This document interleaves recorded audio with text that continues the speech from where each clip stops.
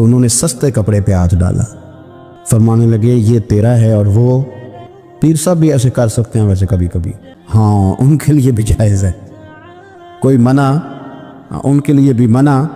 ہاں جی، نذرانہ لینا بھی سنت ہے، کبھی کبھی غریب مرید کو دینا بھی سنت ہے، یہ بھی سرکار کے دین میں بات موجود ہے۔ بلکہ حضرت شیخ شہاب الدین سہروردی سے کسی نے کہا نذرانہ کس کو کہتے ہیں؟ فرمایا امیر سے لے لینا اور غریب کو دے دینا، اسی کا نام نذرانہ ہے۔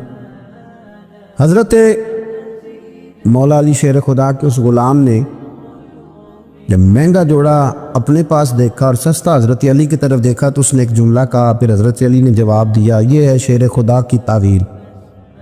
ہم نا جب بچوں کو سبق پڑھاتے ہیں نا مدارس میں، تو پہلے اعتراض قائم کرتے ہیں، پھر خود اس کا جواب دیتے ہیں۔ تو دو قسم کا جواب ہوتا ہے، ایک الزامی ہوتا ہے، ایک تحقیقی ہوتا ہے۔ کئی دفعہ ہمارے بچے مطمئن نہیں ہوتے، وہ کہتے ہیں جی میں نہیں مطمئن ہوا، جواب دوبارہ دے۔ لیکن حضرت علی تھے نا، غلام نے اعتراض قائم کیا، اس نے ایک جملہ کہا، کہنے لگا حضور یہ سستا جوڑا مجھے دے، مہنگا آپ نے۔ فرمایا کیوں؟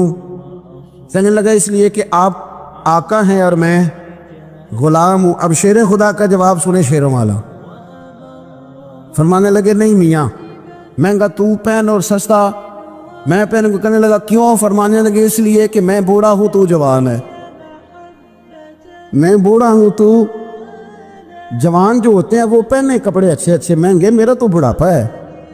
وہ شخص کہتا ہے کہ میرے پاس اس بات کا جواب ہی کوئی نہیں تھا۔